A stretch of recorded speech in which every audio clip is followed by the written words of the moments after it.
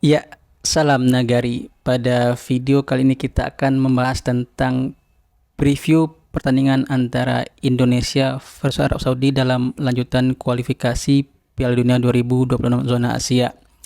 Tapi sebelum itu yang baru bergabung dengan channel ini membahas seputar sepak bola baik dalam maupun luar negeri. Jadi yang baru bergabung minta tolong subscribe-nya dan tekan tombol like-nya agar channel ini berkembang.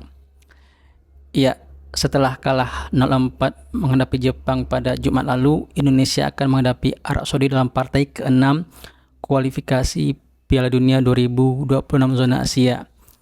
Ya, di video kali ini kita akan sedikit preview pertandingan antara Indonesia versus Arab Saudi. Tapi sebelum itu, ini menjadi pertandingan yang sangat penting untuk timnas Indonesia. Indonesia harus menang jika ingin menjaga asa lolos ke Piala Dunia 2026 zona Asia.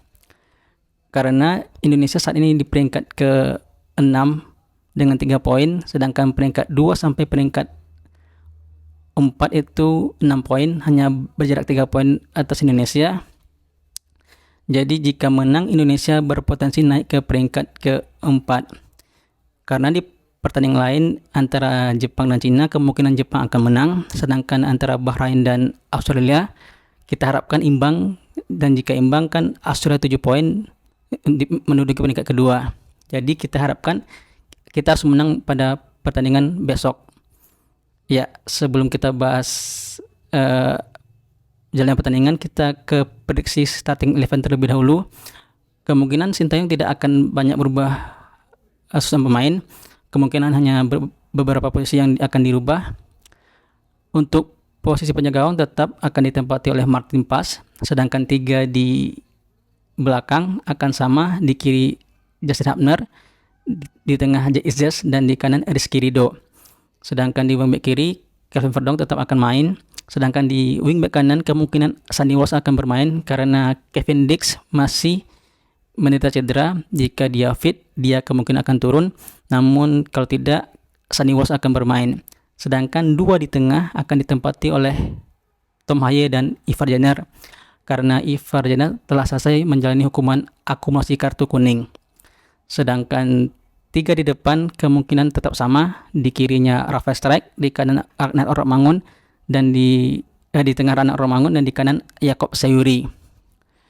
Ya, dari sisi Arab Saudi, kemungkinan saat menghadapi Australia tidak banyak berubah dalam susunan pemain, karena pelatih Arab Saudi adalah pelatih baru rasa lama, karena Herve Renard ini pernah menangani Arab Saudi periode tahun 2019 sampai tahun 2023. Jadi bukan orang asing bagi timnas Arab Saudi.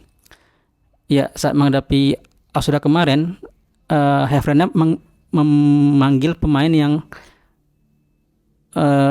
berlaga di Piala Dunia 2020 lalu yang sebagian tidak dipanggil oleh Roberto Mancini. Jadi starting lineup kemarin menghadapi Australia itu 70% sama saat menghadapi Argentina di Piala Dunia 2022 lalu, di mana saat itu Arab Saudi menang 2-1 menghadapi Argentina. Dan di segi permainan kemungkinan Arab Saudi tetap sama saat menghadapi Australia, itu ingin menguasai pertandingan, melakukan pressing di atas dan